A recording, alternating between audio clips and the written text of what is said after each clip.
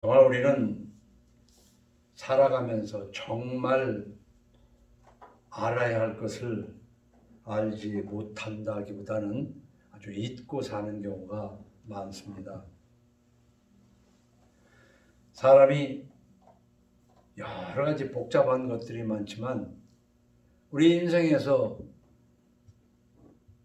정말 확실한 것이 뭐겠어요? 죽는다는 사실인데도 불구하고 죽는 것을 별로 생각하지도 않고 오히려 기억 속에서 잊고 사는 것은 아닌가. 또한 우리가 예수 믿는다는 것이 무엇인가? 그냥 주일날 예배당이라는 곳에 가서 장의자를 따뜻하게 엉덩이로 덮이고 돌아오면 그게 예수 믿는 것인가?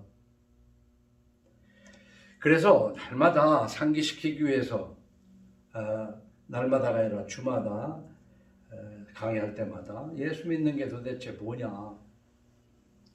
그래서 우리가 정말 확실한 것이 죽는 것인데도 불구하고 죽음을 모르는 사람처럼 기억하지 않고 살 뿐만 아니라 내가 누군지, 내가 무엇인지 좀 이렇게 표현하면은 좀 그렇습니다만은 학생이 100명이 있는데 학생 하면 성적을 생각하게 됩니다.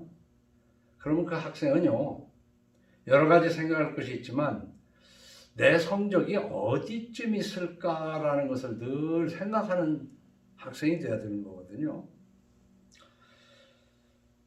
인생이 자기 자신이 뭘까? 내가 누군가? 그래서 소크라테스가 네 자신을 알라고 그랬는데 뭐를 알으라는 것인가 도대체?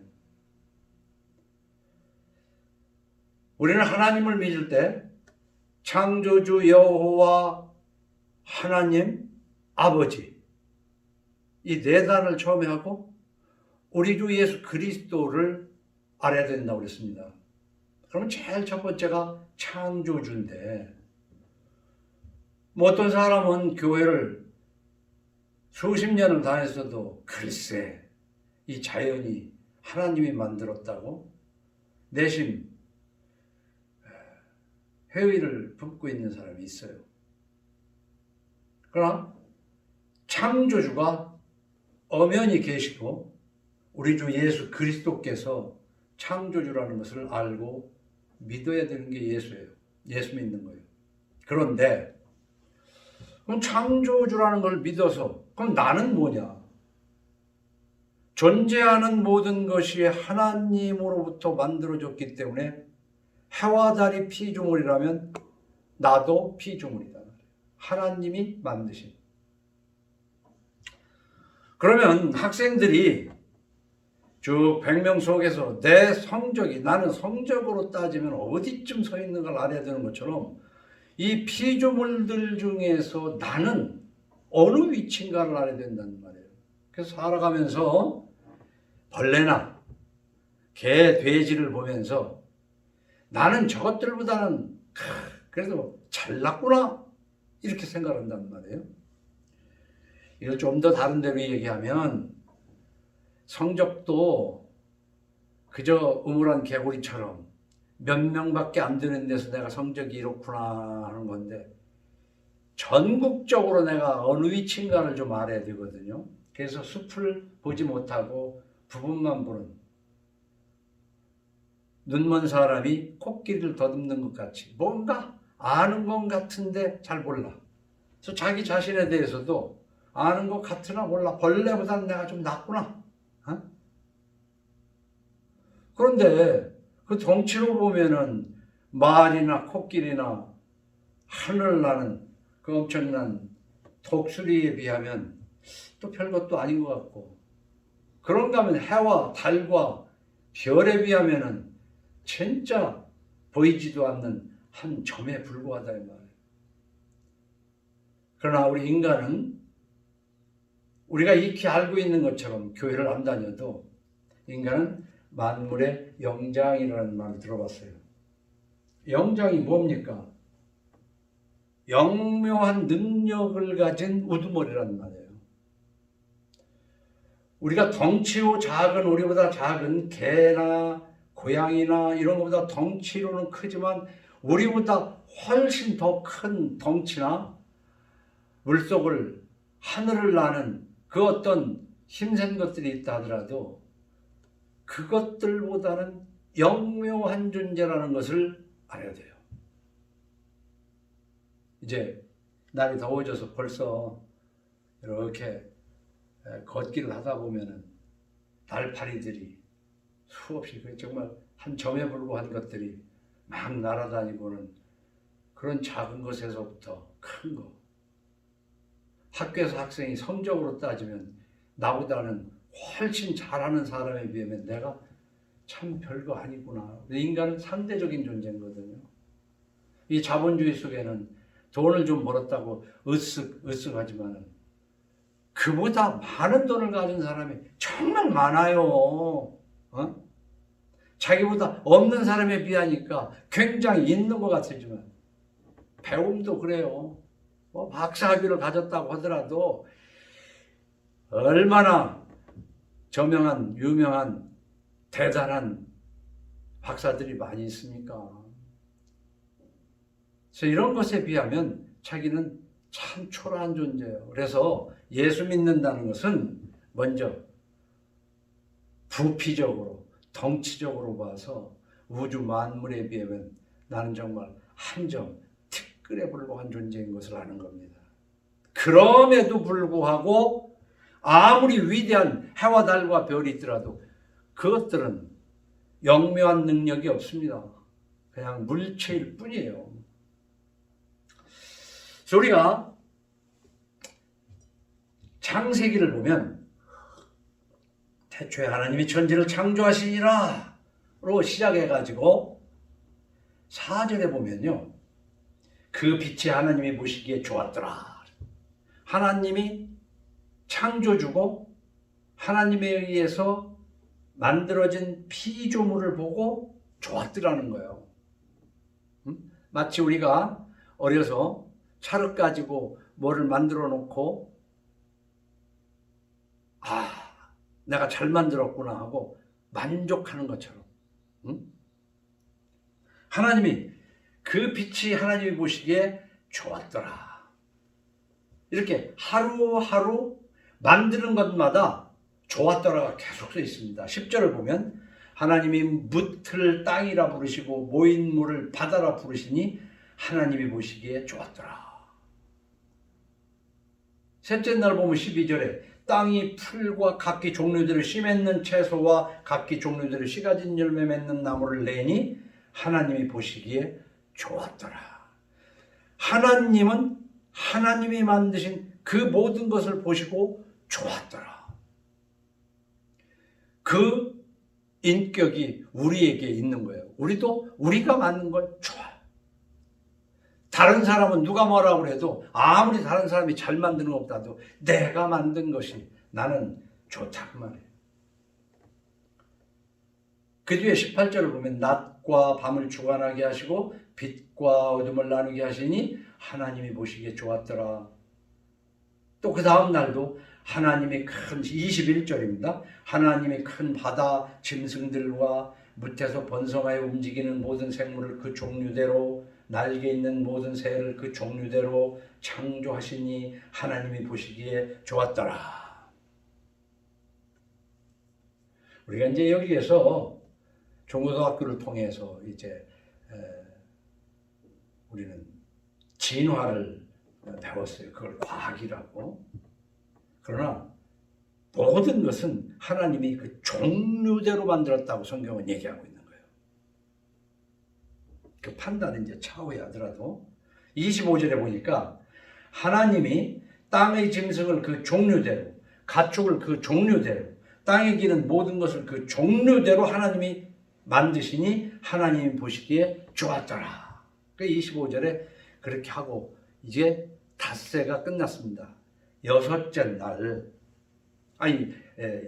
날이 다 끝나서 그 25절로 모든 것이 다 지어지고 사람만 마지막으로 남은 겁니다. 그 26절에서 보면 이 사람을 만들 때는 어떻게 만들었는가가 자세하게 쓰여 있어요. 우주 만물보다 특별한, 다시 말하면 만물의 영장인 것이 26절에 하나님이 이르시되 우리의 형상을 따라 우리의 모양대로 우리가 사람을 만들고, 사람을 만드는데 하나님의 형상과 하나님의 모양대로 만들었다. 그래서 이것에 대한 해석은 굉장히 분분하고 우리가 간단하게 해석을 성질의 것은 못 됩니다. 그러나 우리에게는 하나님의 형상과 하나님의 모양대로 만들어졌다는 거예요. 해와 달과 별과 파리, 모기 아무것도 하나님의 형상과 모양이 없습니다. 그 속에는. 만들 뿐만 아니라 만들고 그들로 바다의 물고기와 하늘의 새와 가축과 온 땅과 땅에 끼는 모든 것을 다스리게 하자. 위에 있게 하자는, 다스리게 하자는 거예요. 다스리게. 근데 또 이 다스리자는 거는요, 또 잘 해석해야 돼요. 억압하고 착취하는 게 다스리는 게 아니에요. 그것 본연의 상태를 유지하도록 잘 이끌고 도와주는 거예요. 우리가 이 다스리는 것에 대한 또 깊은 또 철학이 필요합니다. 그 뒤에 쭉 보면요, 하나님이 자기 형상 곧 하나님의 형상대로 사람을 창조하시되 남자와 여자를 창조하시고 하나님이 그들에게 복을 주시며 하나님이 그들에게 이르시되 생육하고 번성하여 땅에 충만하라, 땅을 정복하라. 그래서 만물의 영장이 이 하나님의 뜻에 따라서 된 겁니다. 바다의 물고기와 하늘의 새와 땅에 움직이는 모든 생물을 다스리라 하시니라. 하나님이 이르시되 내가 온 지면에 씨 맺는 모든 채소와 씨 가진 열매 맺는 모든 나무를 너희에게 주노니 너희 먹을 것까지 챙겨주셨어요. 하나님. 또 땅의 모든 짐승과 하늘의 모든 새와 생명이 있어 땅에 기는 모든 것에게는 내가 모든 푸른 풀을 먹을 거리로 주노라 하시니 그대로 되니라 하면서요, 마지막에 이 모든 그 6번 동안 보시기에 좋았더라 그랬는데 하나님이 지으신 그 모든 것을 보시기에 심히 좋았더라. 사람을 만들어 놓고는 그 외 모든 것과 함께 마지막으로 사람을 만들어 놓고 심히 좋았더라. 그러면 하나님이 천지간 만물을 창조하시는데 왜 창조했는가? 그래서 우리는요, 하나님이 천지간 만물을 어떻게 창조했지? 어떻게? 우리는 그 어떻게라고 마음속에 질문을 해요. 내가 할 수 없는 일이니까. 근데 하나님이 어떻게 전지전능하신 분이니까 어떻게 만드는 건 우리가 관심 가질 필요도 없어요. 왜 만들었는가? 왜? 다른 것들은 보고 좋았더라 했는데 왜 사람을 마지막에 만들어 놓고 그렇게 심히 좋았고 그 만든 모든 것을 다스리라고 하셨고 생육하고 번성하라고 하셨는가? 우리는 왜 그랬을까? 하나님이 이 땅에 나를 태어났을 때 어떻게 태어나게 하셨을까? 이게 중요한 게 아니에요. 왜 태어나게 하셨을까? 하나님이 어떻게 나를 여기까지 먹이고 입히셨을까? 이것도 중요하지만은 그보다 왜 지금의 나를 있게 하셨는가? 이것을 질문하는 것이 믿음이에요. 그리고 철학입니다. 그래서 철학은 질문이고 그 답변은 성경에 있는 줄로 깨달으시기 바랍니다. 그래서 성서에서 우리는 답을 찾아야 돼요. 항상 무언가 호기심을 가지고 질문하지만 답은 성서 속에서 찾아야 돼요. 뿐만 아니라 창세기 2장 7절에 보면 보내드린 주보 첫 줄에 여호와 하나님이 땅의 흙으로 사람을 지으시고, 흙입니다. 별거 아니에요. 그래서 흙으로 돌아가는 존재 아닙니까? 그런데 개돼지처럼 그냥 흙으로 돌아가는 존재가 아니라 흙으로 사람을 지으시고 생기를 그 코에 불어넣으시니 사람이 생명이 된지라. 생명, 살아있는 영이 됐다 이 말이에요. 자, 여기서 정리하면은 우주관 만물이요, 어마어마합니다. 우주가. 우리는 가까이 있는 달, 저거 우주에 비하면 아주 작은 거예요. 태양도 작은 겁니다. 그런데 우리는 거기에 한 줌 흙이에요. 그러나 우주 어떤 곳에도 있지 않는 영이 우리에게 있는 존재인 줄로 깨달으시기 바랍니다. 그래서 만물 위에 영장이고 그 영묘한 능력을 가진 그런 만물의 우두머리. 성경이 뒷받침하는 거예요. 만물의 영장이라는 거는. 그래서 이 생명이 되니라. 여호와 하나님이 동방의 에덴에 동산을 창설하시고 그 지으신 사람을 거기 두시니라. 그래서 이제 에덴 동산에서부터의 역사가 이제 성경에 쭉 기록이 됩니다. 사람은 만물 가운데 한 줌을 흙에 지나지 않지만 생명이 있어서 영생하는 존재예요. 그걸 알아야 돼요. 요즘은 애완동물들을 집에 많이 길러서 가족처럼 하지만 그들은 죽으면 그냥 썩고 끝나는 거예요. 어떤 사람은 자꾸 그 영이 지금 우리 기르던 그 개가 죽고 난 다음에 그게 아마 하늘나라에서 잘 살 거야. 그런 소리는 세상 사람은 해도 성경을 읽는 기독교인들은 그런 얘기를 하면 안 돼요. 거기에는 영이 없습니다. 세상 사람들은요, 뒷간에는 뒷간 귀신이 있고, 산에는 산신령이 있고, 물에는 해신이 있고, 모든 것이 다 영이 깃들어 있다고 믿는 정령 숭배하는 그 일반인들. 그러나 예수 믿는 사람은 사람 이외에는 이 물질계에는 영적 존재가 아무것도 없어요.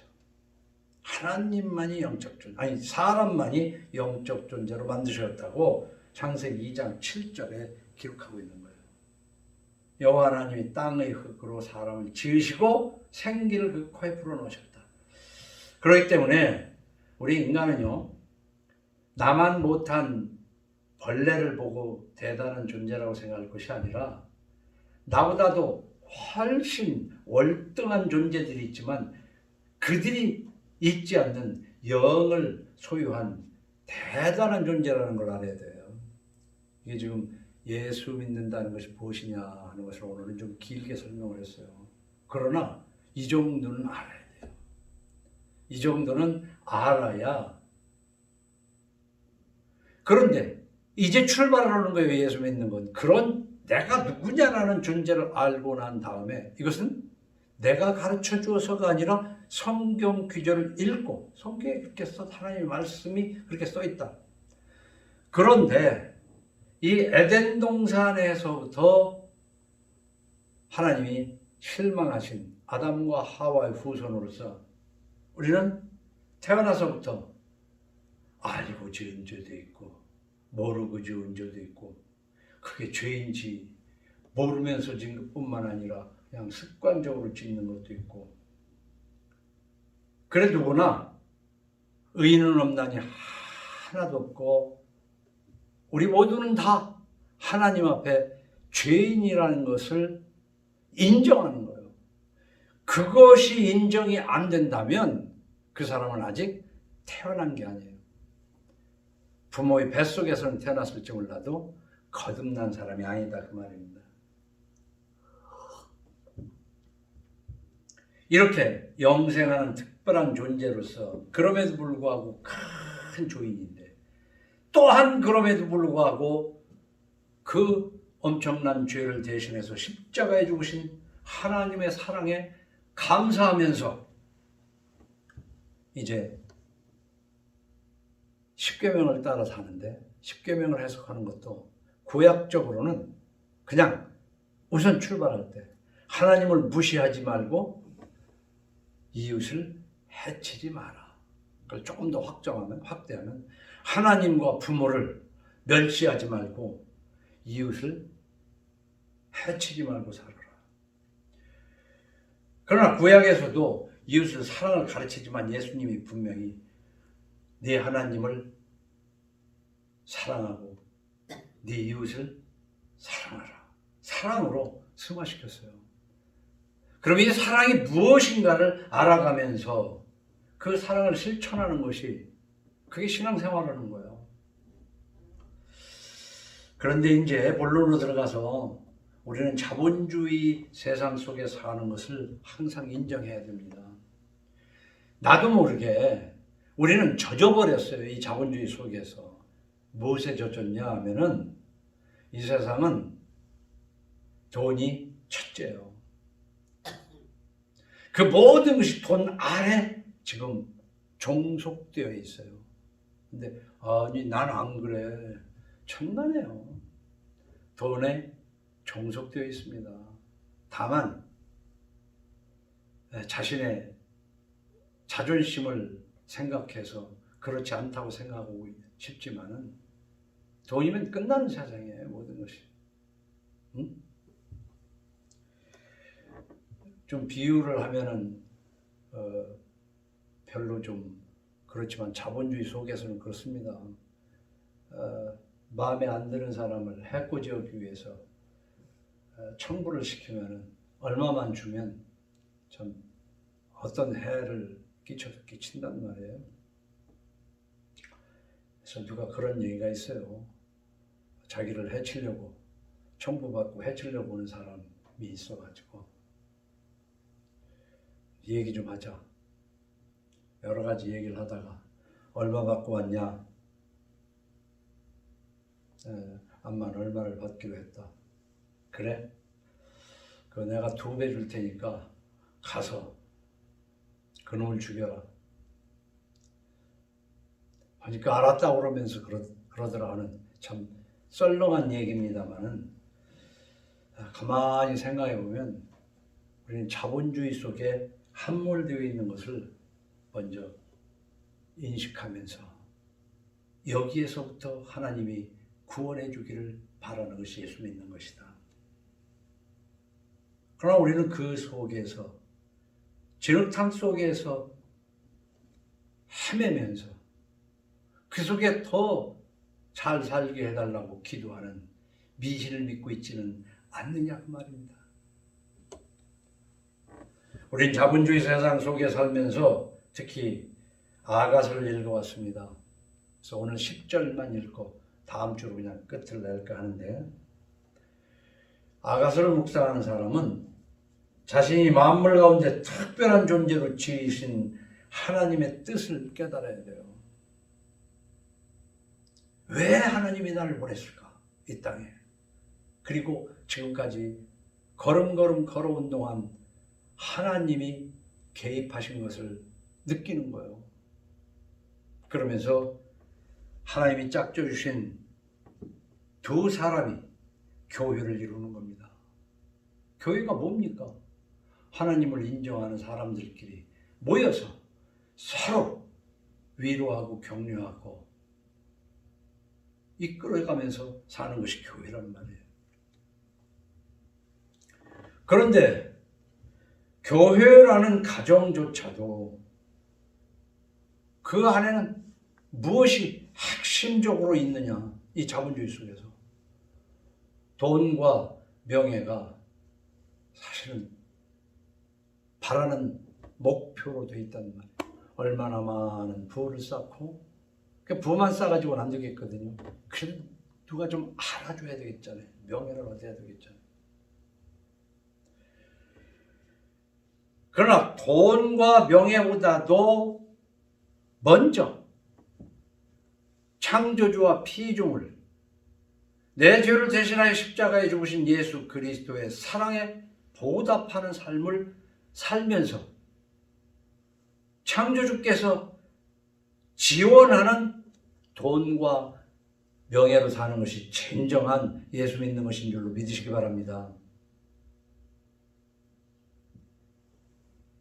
그래 누가복음 16장 19절을 하고 성경에 있는 단원 3개를 이번 주에는 길게 오늘 성경을 읽고 끝낼까 하지만 이게 바로 자본주의 속에서 함몰되지 않으려면 이 구절을 꼭 읽어야 돼요. 한 부자가 있어 자색 옷과 고운 베옷을 입고 날마다 호화롭게 즐기더라. 우리 이렇게 살고 싶은 거 아니에요. 그런데 나사로라 이름하는 한 거지가 헌데투성이로 그의 대문 앞에 버려진 채 그 부자의 상에서 떨어지는 것으로 배불리려 하며 심지어 개들이 와서 그 헌데를 핥더라. 이거 해설하고 어쩌고저쩌고 하려면 시간만 많이 걸리니까 그냥 읽으면서 각자 한번 생각해 보세요. 머릿속에서 상상을 해보는 거예요. 이에 그 거지가 죽어 천사들에게 받들려 아브라함의 품에 들어가고 부자도 죽어 장사되매. 그러니까 왜냐? 이게 살다 보면 자색 옷과 고운 베옷을 입고 날마다 호화롭게 즐기는 사람이 있는가 하면 그 상에서 떨어지는 부스러기를 먹으려고 그러는데 개들이 와서 방해하기도 한단 말이에요. 참 이 세상은요, 절대로 평등한 세상은 이루어지지 않습니다. 평등을 꿈꾸고 평등을 주장하는 말에 속지 말아요. 절대 평등하게 살 수가 없는 세상이에요. 이렇게 차등적으로 사는 세상에서 때가 되면 우리가 무엇보다도 확실한 것은 죽는다는 거예요. 거지도 죽었고 그 부자도 죽었더라는 거예요. 그가 음부에서 고통 중에 눈을 들어 멀리 아브라함과 그의 품에 있는 나사로를 보고, 그러니까 부자도 죽었고 나사로도 죽었는데 음부에서 고통 중에 이랬어요. 그러니까 죽음 저편에는 다른 어떤 세상이 있다. 근데 우리는 그런 걸 생각을 안 하고 살아요. 예수 믿는다고 하면서도.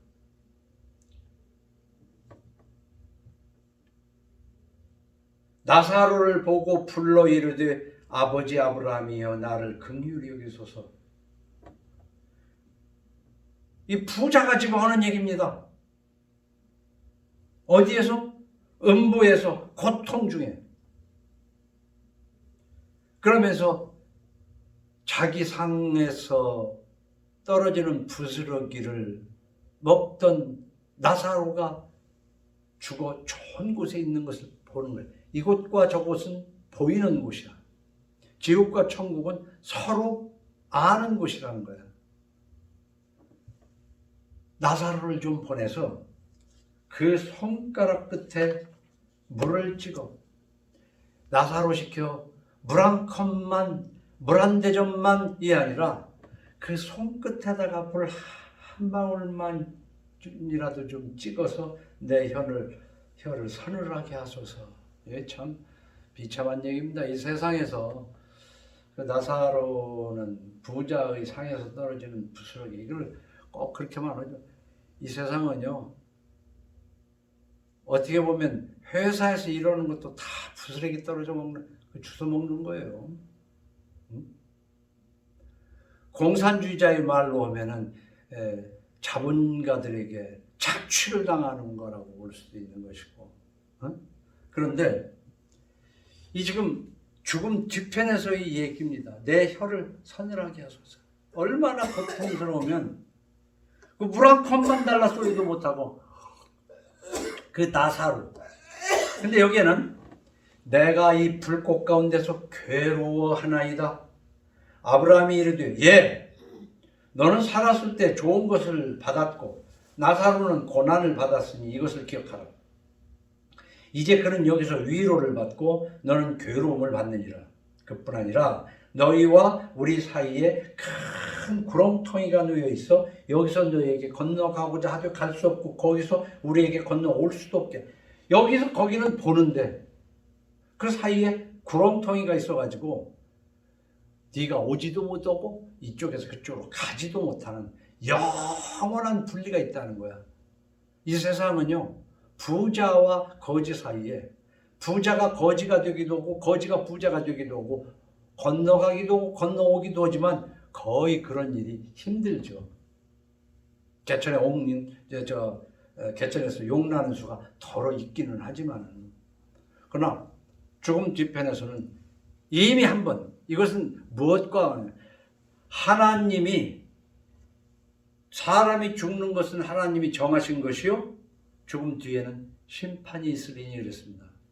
그러니까 죽음 뒤편의 심판에서는 이제는 뒤바꿀 수 없는 것으로, 그런 결과로 끝나버리는 거예요. 이르되 그러면 아버지여 구하노니 나사로를 내 아버지의 집에 보내서 내 형제 다섯이 있으니 그들에게 증언하게 하여 그들로 이 고통받는 곳에 오지 않게 하소서. 그러니까 이 부자가 그러는 거예요. 이제 포기한 거지. 포기하지만 그래도 생전에 그 가족이 생각났던 모양이야. 그럼 나사로를 보내서 좀 이런 것 좀 전해주시오. 아브라함이 이르되 그들에게 모세와 선지자들이 있으니, 이 모세와 선지자는 이렇게 해석하면 돼요. 모세가 기록해놓은 성경책이 있고 그것을 가르치는 랍비들이 있어. 그들에게 들을지니라. 우리가요, 나 한 사람만 생각하면 안 됩니다. 내 가족의 영혼에 대해서 생각을 해야 돼요. 그러면 내 가정이 교회가 됐다면 이런 일이 안 생길 거 아니에요. 이르되 그렇지 아니하니이다. 아버지 아브라함이여 만일 죽은 자에게서 그들에게 가는 자가 있으면 회개하리다. 이르되 모세와 선지자들에게 듣지 아니하면 비록 죽은 자 가운데 살아난 자가 있을지라도 권함을 받지 아니하리라 하였다 하시니라. 이 말씀은요, 이미 다 읽어본 것이겠지만은 몇 번 읽어보세요. 이게 소설 한 권이라고 생각하고 내 인생의 전체를 조명하는 것이라고 생각하면서 한 주간 읽어보세요. 예, 토요일날마다 이 메시지를 보내는데 그것이 한 주간 동안 읽고 또 읽고 또 읽고 반복해서 읽으라고 보내는 건데, 누가 읽고 있는지 나는 모르지만 하나님은 알아요. 그래서 복 있는 사람은 하나님의 율법을 주야로 묵상하는 자로다 그랬어요.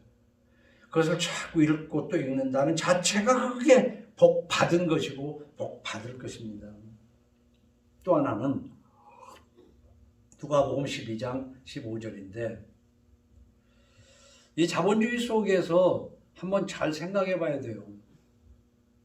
오늘 처음에 예수 믿는 것이 뭐냐면, 하나님은 창조주라면 나는 피조물인데 정말 한 줌 흙에 불과한 티끌이다. 그러나 만물의 영장이다.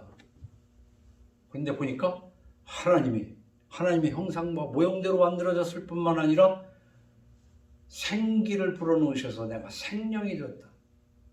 그런데 나는 죄밖에 지은 게 없어.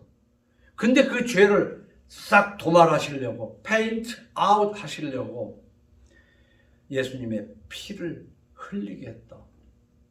그러니까 이전처럼 살지 않고 앞으로는 이제 하나님의 뜻을 순종하며 살아야 되겠다. 그런데도 예수를 믿는다고 하면서 여전히 돈과 명예만 쫓아가는, 돈과 명예만을 사실은 내심 속에 그것을 담고 그것에 대한 탐심으로, 그래서 그것이 우상인 거야. 말만 기독교인이라고 그러고 목사, 장로, 권사, 집사, 세례 받은 교인들이라고 하지만은 그 속에는 자본주의에 함몰된 우상이 가득하고 자리 잡고 있단 말이야. 그걸 쫓아내버리고 살아야 돼요. 누가복음 12장 15절에 이렇게 돼 있어요. 삼가 모든 탐심을 물리치라. 삼가 모든 탐심을 물리치라. 또 다른 곳에서는 그렇게 말합니다. 탐심은 우상 숭배니 그랬단 말이에요.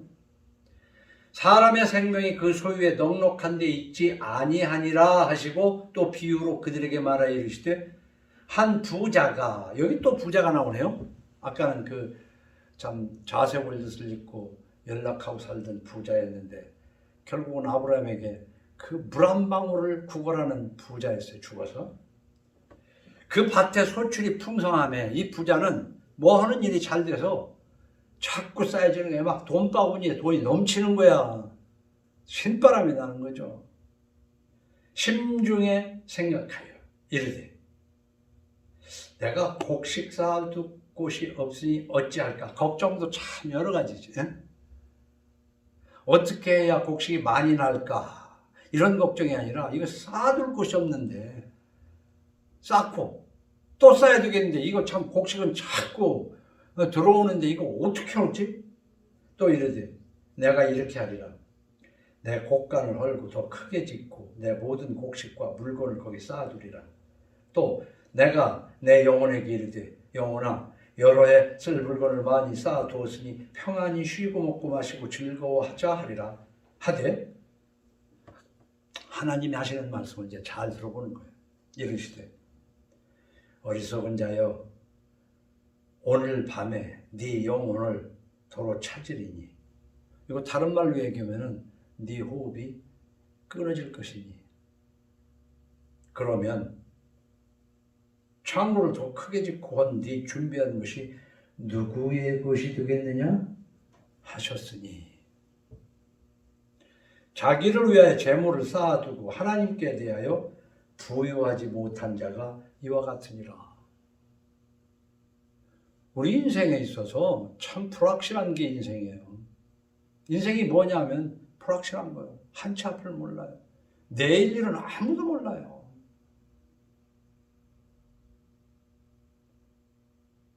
그러나 확실한 것은 숨이 멎는다는 거죠. 아무리 요즘 뭐 수명이 길어져서 뭐 100세 시대, 그 100년은요, 옛날 우리가 못 먹고 살 때 한갑이 어렵던 시절에 비하면 엄청 오래 사는 것 같지만 1000년에 10분의 1이고 만년에 100분의 1이에요. 우리가 아는 역사는 몇천 년, 몇만 년이 있는데 거기에 보면은 하루살이가 잠깐 살다가, 그래서 성경은 인생이 무엇이뇨? 아침에 잠깐 보이다가 없어지는 안개 같은 것이다. 초로 인생이라고 하잖아요. 풀잎에 맺혔던 이슬이 해가 조금 뜨면 중천에 가면 떠로로 굴러 떨어져. 낮에 피곤해서 잠깐 잤던 그 잠깐 낮잠 자는 그 순간 같은 거. 죽는 것이 확실하다니까? 죽는 것이 확실한 거예요. 근데 이런 얘기하면 기분 나쁘다는 거야. 누가 모르냐는 거지. 근데 안 죽을 것처럼 산다는 것이지. 자, 그래서 오늘은 10절만 읽었는데요. 이 술람비 여인이 그 오빠들이 후견인 아닙니까? 그 오빠들이 이 어렸을 때 그가 성벽이라면 우리는 은망대를, 그가 문이라면 우리가 백향목 판자로 두리라. 백향목 판자로 두리라. 지가 아주 철저하게 아주 잘 지켜내면, 정주를 지켜내며 살면 내가 많은 상을 주고, 그가 문이라면 지 마음대로 열었다 닫았다 하면은 백향목 판자로 두르리라. 그래서 지난주에 이제 후견인에 대해서 얘기했습니다만은 우리는요, 권리를 주장하는 존재들인데, 권리를 주장할 때는 항상 그 밑에 내가 의무를 다 했는가를 생각해야 되는 거거든요. 근데 의무를 도대체 안 해놓고 권리만 주장하는, 이게 바로 벌어지지 못한 존재들인 거거든요.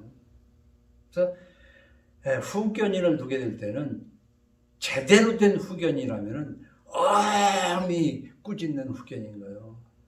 그래서 엄부라고 그러죠. 엄한 아버지라는 것은 참 어머니의 사랑을 뛰어넘는 사랑이 있음에도 불구하고 어머니와는 다른 엄청난 그 엄한 채찍이 있는 거란 말이에요.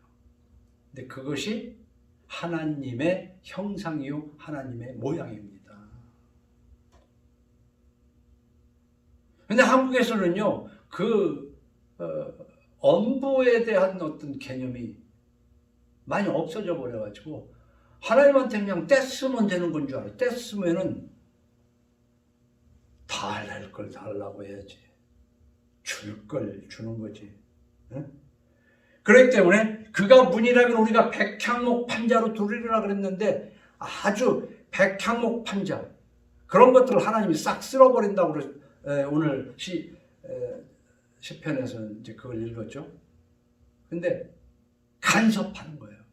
우리가 자식을 기르는데도요, 잘할 때는 상을 줘야 되지만 잘못한 것은 아주 백향목 판자로 두르듯이 간섭을 해야 되는 거예요. 그래서 이 간섭을 받고 또 잘했을 때 상을 받고 이렇게 인격이 조성이 돼서 살아가야 되는데 제가 보기에는 지금 한국 사회는요 미쳐버렸어요. 그냥 줘, 그냥 줘, 그냥 퍼줘. 그게 이제 조금 이제 깨어져 가지고 유튜브 같은 데서 보면 그런 얘기 하잖아요. 자식 리스크라는 말을 이제 하잖아요. 자식한테 그렇게 퍼주면 안 되겠더라. 나중에는 뒷방 늙은이도 안 주고 뭐또 어쩌고 뭐가 어쩌고. 이제는 그걸 알아가는 거야. 근데 성경에서는 오래전 성경 속에는 그 자식에게 그렇게 함부로 하는 게 아니에요. 막 이유 없이 주는 게 아니에요.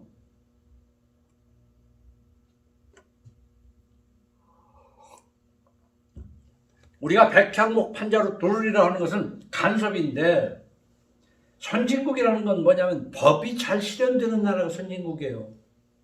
잘못하면은 엄하게 벌을 받아야 돼요. 근데 후진국일수록 뭡니까? 또 이게 다 그냥 유야무야하고 그래 돈만 있으면 다 해결되고 그러면 안 되는 거지. 그러면 하나님도 그냥 그런 식으로 해서 새벽 기도하고 철야 기도하면 들어주는 그런 한국교회 아닙니까? 한국교회 하나님 아닙니까? 그런 하나님은 믿을 필요 없어요. 하나님은 간섭하신 하나님이에요. 어떻게? 그가 성벽이라면 은망대를, 그가 문이라면 백향목 판자로 두르는. 잘못했을 때는 길이 없어요. 나갈 수가 없어요. 계시록에 써 있잖아요. 하나님이 여시면 닫을 자가 없고 닫으면 열 자가 없는 거예요. 그걸 체험을 해봤냐고요. 나는 하나님이 없다고 하고 살다가 31살에 그 하나님을 만난 거예요. 하나님이 허락하시지 않으면 손가락 하나도 까딱할 수 없다는 것을 아는 것부터 하나님을 접하게 된 거예요. 그리고 성경을 읽어보면 읽어볼수록 하나님은 바로 백향목 판자로 두르시는 하나님이에요. 이것을 개입하신다, 간섭하신다. 큰 잘못을 안 한다기보다는 못하는 것이 하나님이 할 수 없게 막아버리니까 큰 잘못을 보더지. 좀 이렇게 얘기하면 뭐지만 제가 하나님을 안 만났으면 저도 상당히 문제가 많을 가능성이 높은 사람이었죠. 근데 그렇게 하나님이 일 저지르게 상황을 놔두지를 않아요. 그래서 저는 그런 성벽이라면 우리는 은망대를, 그가 문이라면 우리가 백향목 판자로 두리라는 이 말씀이 가정에서 부부간에도 피차가 판자로 두르러야 돼요. 아내가 남편이 잘못할 때는 백향목 판자로 둘러야 돼요. 꼼짝 못해요.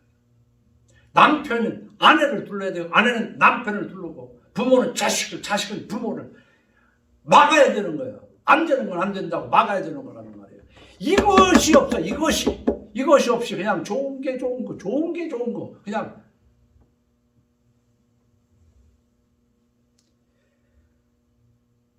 그런 오빠 밑에서 살다가 나름대로 그 오빠들에게 상도 받고 난 다음에 커서 나는 성복이요 나의 유방은 망대 같으니 하면서 후견, 오빠들의 후견에 의해서 내가 여기까지 왔구나. 그냥 가정에서도요. 성장하고 나면 그래 내 어머니 아버지 훈육에 따라 내가 이만큼 됐구나. 이런 생각을 가져야 되는데 그런 생각을 못 가졌다면 여러분의 자식들이 나중에 커서 맞아. 우리 어머니 아버지 말대로.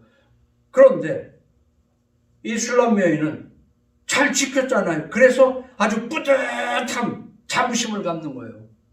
그래서 우리는 창조주로서 피조물인데 만물의 영장인 것으로 자부심을 가져야 되는데 그것은 잘못하면 조금 교만이 될 수가 있어.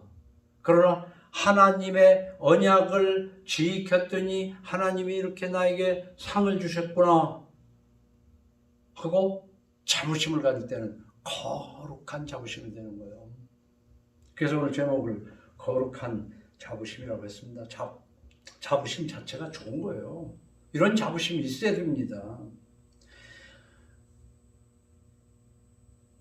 근데 살아보고 나면 나중에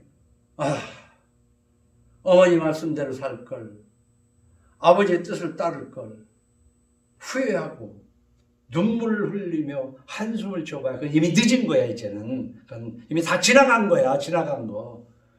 그래서 제가 이 강단에서 한 3번 정도 이상 표현했는데 얼굴도 기억도 이름도 기억도 안 나는 중학교 때 한 선생님이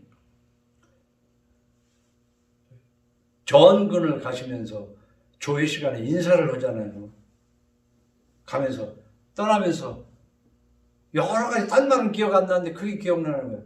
난 떠나면서 여러분에게 후회는 미리 하라는 말을 하고 떠나고 싶다 해서 후회는 미리 하라. 이거 어떤 책에서 읽은 게 아니에요. 후회는 미리 하라. 그 후회는 미리 하니까 좀 추진력이 약해요. 아이고 이랬다가 이러면 근데 그냥 무조건 하지 말라는 게 아니죠. 하나님의 법에 어긋나는 것을 하고 난 다음에 어머니 아버지가 하지 말라는 옳고 그런 걸 판단을 해서 나중에 후회하지 말아야 될 거 아니에요. 만물의 영장으로서 하나님의 언약에 대한 자부심을 가지고 그래서 지옥을 누가 이렇게 표현했어요. 다른 거 아니래. 지옥은 다 여기저기서 꼴 그런데 뭘 그렇게 그냥 지옥은 다른 거 없대. 꼴이래. 꼴 그런데 아이고 그때 그러지 말걸. 아이고 그럴걸 저럴걸. 그냥 지옥은 꼴 이게 누가 이제 만들어낸 말입니다. 근데 지옥이 뭐예요? 살면서 지금 여러분도 아이 그때 그러지 말걸. 그거 지옥이야 지금 지옥. 이런 말 있잖아요. 거짓말을 하면 거짓말하고 벌 받아봤냐고 물어본 적 있잖아요. 거짓말에 대한 벌이 뭐래요? 거짓말을 한 번, 두 번 하다 보면 거짓말의 벌은 참말을 말해도 믿어주지 않는 게 그게 벌이에요. 그러면 사람들 왜 못 믿냐고 그러는데 아니 한 번, 두 번 거짓말을 해야 믿지. 지옥이 다른 게 아니라니까. 후회하는 게 지옥이야. 그러나 지옥을 벗어나는 것이 뭐야? 회개하는 거야. 하나님 앞에 모든 것을 회개하고 예수 그리스도의 보혈로 덮어지는 것을 믿는 것이 진정한 회개야. 그랬으면 이제는 이전같이 살지 않고 주님의 뜻대로 사는 건데 그 주님의 뜻이 십계명이라니까 복잡하게 생각할 거 없어요. 그런데 십계명은 안 지키면서 예배당만 뭐에 쥐가 드나들듯이 예배당만 들랑달랑. 그래서 교회 다니지 말라는 얘기가 그거 아닙니까? 우선 예수님이 하신 말씀대로 사랑은 못하더라도 남을 해치진 말고 하나님을 사랑하지는 못하더라도 하나님 무시하지 말라니까. 부모를 해치지는 못할 망정 부모 멸시하지는 말으라니까. 하나님과 부모를 멸시하면서 기회가 있는 대로 들키지 않는 한 남을 해치고 살아가면서 교회, 집사네, 권사네 제발 그거를 표리부동하다고 그러는 거예요. 그걸 벗어버려야 되는 거예요. 그래서 고린도후서 6장 1절에서 뒤로 말씀을 정리를 합니다. 우리 한 절씩 읽어봅시다. 그거 있으니까 고린도후서 6장 1절로 10절이니까 한 절씩 읽고 난 다음에 79장 찬송 후에 축도로 마치겠습니다. 고린도후서 6장 1절. 우리가 하나님과 함께 일하는 자로서 너희를 권하노니 하나님의 은혜를 헛되이 받지 말라. 2절. 이르시되 내가 은혜 베풀 때 너에게 듣고 구원의 날에 너를 도왔다 하셨으니 보라 지금은 은혜 받을 만한 때요 보라 지금은 구원의 날이로다. 우리가 이 직분에 비방을 받지 않게 하려고 무엇에든지 아무에게도 거리끼지 않게 하고 오직 모든 일에 하나님의 일꾼으로 차차하여 많이 견디는 것과 환난과 궁핍과 고난과 매맞음과 갇힘과 난동과 수고로움과 자지 못함과 먹지 못함 가운데서도 깨끗함과 지식과 오래 참음과 자비함과 성령의 감화와 거짓이 없는 사랑과 진리의 말씀과 하나님의 능력으로 의의 무기를 좌우해 가지고 영광과 욕됨으로 고랬으며 악한 이름과 아름다운 이름으로 그러했느니라. 우리는 속이는 자 같으나 참되고 무명한 자 같으나 유명한 자요 죽은 자 같으나 보라 우리가 살아있고 징계를 받는 자 같으나 죽임을 당하지 아니하고 근심하는 자 같으나 항상 기뻐하고 가난한 자 같으나 많은 사람을 부유하게 하고 아무것도 없는 자 같으나 모든 것을 가진 자로다. 이게 오늘 아가서 8장 10절에서 나는 성벽이요 내 유방은 망대 같으니 그러므로 나는 그가 보기에 화평을 얻은 자 같구나. 이게 막 자부심이 있는 거예요. 내가 하나님 말씀을 따라 살으니까 하나님이 여기까지 이렇게 인도하셨구나 하는 자부심을 갖는 것이 바울이 근심하는 자 같으나 항상 기뻐하고 가난한 자 같으나 많은 사람을 부유하게 하고 아무것도 없는 자 같으나 모든 것을 가진 자로다. 이런 고백할 수 있는 여러분 되기를 예수 이름으로 축원합니다.